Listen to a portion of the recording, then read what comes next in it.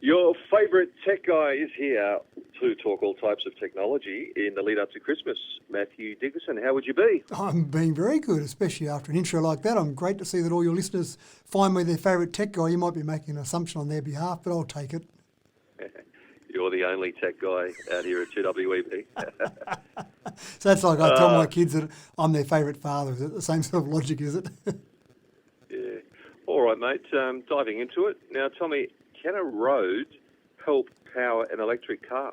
Yeah, look, I think it can, and we've seen a little bit of development in this concept for some time, but the first solar road in the US has just been built or laid. I'm not sure if you build a road or lay a road, but basically it's a solar road.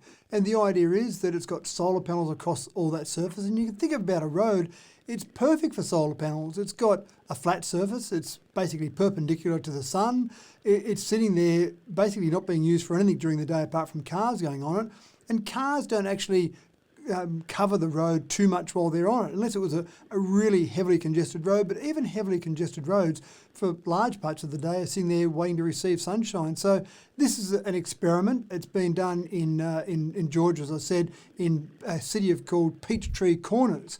And basically they've built this road. They're going to use the road to then power electric charging stations. So the idea is that it'll be sitting there for cars, but being able to charge cars that are going to be driving on that road. And so the concept is good from that perspective. Of course, the power can be used for absolutely anything. There's a French company that makes these particular panels, and they've been testing them at various places around the world. I do remember some time ago they were doing some testing over in France, but this is the first one that's actually been built in America. And if this is successful, and I can't see any reason why it wouldn't be, then I can see many more roads across America and across the world, probably not Australia, because our government hasn't really switched on to the whole idea of solar panels and electric cars yet, but across the world I can see these being used a lot. So pretty exciting, a different way to charge up electric cars, different way to produce power.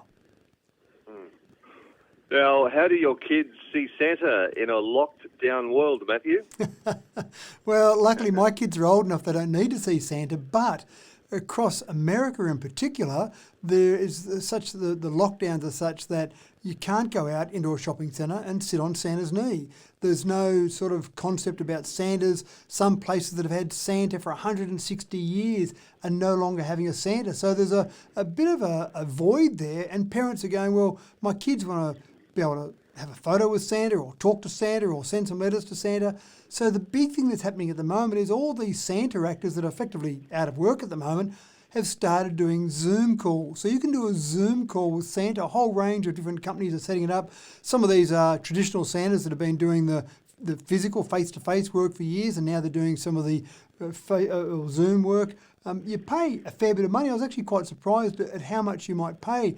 You can have a 5-minute chat with Santa, a 10-minute chat with Santa, but you can pay $50 or more for a 5-minute chat for Santa. That's $50 US. So it's actually pretty expensive. Santa's doing okay out of it. In fact, one Santa said that this year they'll probably make 3 to 4 times the income they would have made in the past when they used to go to shopping centres and sit there, because at the shopping centres they might only have a prime time of say 2 or maybe 4 hours in the middle of the day when they're actually being utilised, but they're doing these Zoom calls for 8-9 hours a day, so they're actually quite enjoying it. They're not sure if they're going to like going back to normal next year when they go into the shopping centres again, but it's a good innovative solution to a problem that people didn't think we would have, say, March this year. People weren't thinking about Christmas and what would happen with Santa, but once Christmas has rolled around, this has been a different problem and a different way of attacking it. Zoom's value must have really increased because everyone seems to be using Zoom, Matthew. They do. It is actually something that the owners or the original founders of Zoom actually talked about it. They never really designed Zoom to be used in the way it's being used at the moment. So it certainly has changed for Zoom and increased their value quite dramatically. Listen, will we soon have a digital vaccine passport? Yeah, it's actually interesting. I'm after I finish here with you this morning, I'm going to an aged care facility to do some work with the residents there. But I actually had to show proof that I'd had the flu vaccine this year. So I had to get a bit of paperwork, take a photo of it, send it through to them, and that was enough for them to see some proof of that. But with flu vaccines, with some COVID-19 vaccines just being rolled out around the world at the moment, there might be some requirement for some places to show proof to get into those places that you've actually had a COVID-19 vaccine. Even Qantas has talked about it, saying that there might need to be some, they called it an immunity passport before passengers are allowed on board. And it might even be a requirement in some places to show that you've had a recent negative test for COVID-19. So there's a whole range of things. How they're all managed is a bit of a challenge. But a passport, a vaccine passport, is one of the ways that different places around the world have talked about. Maybe this is the way to be able to get to the point where you can show proof. So you've got your passport on your phone, you show your passport, either your negative test or your vaccines that you might have had to show that you're safe to enter wherever you might be going to, or to be involved with different people that might be high risk people, for example. So it's an interesting one, but again, it goes that other step further. We know from the 23rd of November that cafes and restaurants had to have a QR code for you to be able to go into those particular places. So when you walked in there, you needed to have a smartphone. Now, they have got some ways to get around that for people without a smartphone, but if a vaccine passport, for example, became a thing, then really, if you didn't have a smartphone, Chris, you'd be pretty limited in where you could go. So as much as it's good for the health of everyone, it might be a bit of a downside for people that maybe don't like that sort of technology. We are talking technology with Matthew Dickerson. And, mate, can your smartphone help fight COVID-19? Yeah, this is a really good story. There's 100,000 smartphones out there at the moment.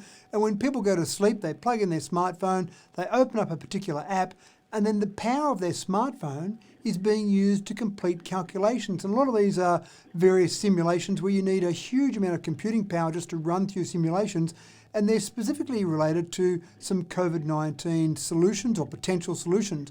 And some of the ways that you solve problems with COVID-19 are to try a number of different scenarios, and you're ruling out all the ones that won't work to finally get to the one that does work, or finally get to that one that does work, hopefully. So these smartphones are being used by people, and it's quite an interesting thing. Really all it's using is a bit of power, because it's running a bit more power as it goes through the night, and some of your internet connection. But with most people having unlimited internet connection, they're not really noticing that at the moment. So it's quite a good way to use that computing power.